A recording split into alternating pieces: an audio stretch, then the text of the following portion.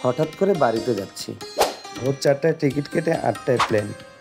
দ্রুতগতিতে এরোপ্লেন ছাড়া আর উপায় নেই। বোর্ডিং পাস সংগ্রহ করে প্লেনে উঠেই টেক অফের ঠিক এক মুহূর্তে আপনাদের দেখানোর চেষ্টা করতেছি।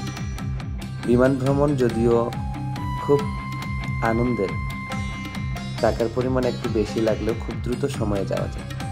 ঢাকা থেকে সৈয়দপুর থেকে পঞ্চগড়ে বাসে ছাড়া আমাদের দ্রুত যাওয়ার কোনো ব্যবস্থা নেই। সৈয়দপুরে বিমানবন্দর হওয়ার দরুন সময়টা একটু বেশি লাগে। ঠাকুরগাঁয়ে যদি বিমানবন্দর হয় তাহলে আমাদের জন্য অনেকটা সুবিধা হতো।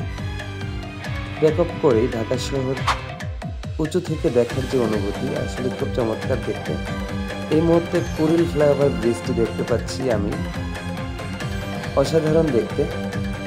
বিমান থেকে দেখতে মনে হচ্ছে ইট পাথরের স্তূপ, কোথাও একটুখানি ফাঁকা জায়গা নেই। ঠিক টপ ভিউ থেকে দেখতে কিন্তু অসাধারণ। প্রাকৃতিক পরিবেশ সহ সবকিছু একই সাথে দেখা যায়। বড় বড় উঁচু দালান দাঁড়িয়ে আছে। এতই ঘনবসতি ঢাকা শহর যা আকাশ থেকে দেখলে বোঝানো যাবে না। আকাশে মেঘের ঘনঘটা সাদা সাদা মেঘের ভিতর দিয়ে যাচ্ছে। মাঝপথে টিফিনের ব্যবস্থা ছিল। বিমানে মোটামুটি যাত্রী বেশ ভালোই ছিল। আকাশ পরিষ্কার থাকায় মেঘগুলো দেখতে খুব চমৎকার লাগতেছিল। দেখতে দেখতে চলে আসলাম সৈয়দপুর বিমানবন্দরে।